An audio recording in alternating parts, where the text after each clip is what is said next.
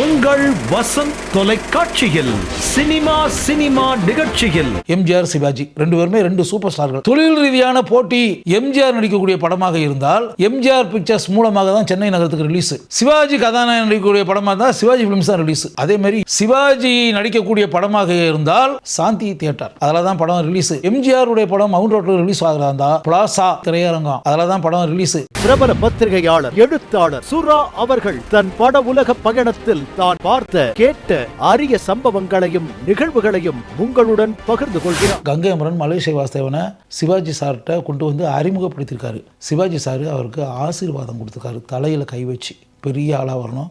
அதுக்கு பிறகு முதல் மரியாதை படத்தில் பூங்காற்று திரும்புமா வெட்டி வேறு வாசம் இதெல்லாம் மலேசிய வாஸ்தவன் தான் பண்ணாரு. சிவாஜி சாருக்கு எத்தனை ஆண்டுகள் ஆனாலும் மறக்க முடியுமா? வரும் வெள்ளிக்கிழமை காலை 10 மணிக்கு காணத் தவறாதீர்கள்.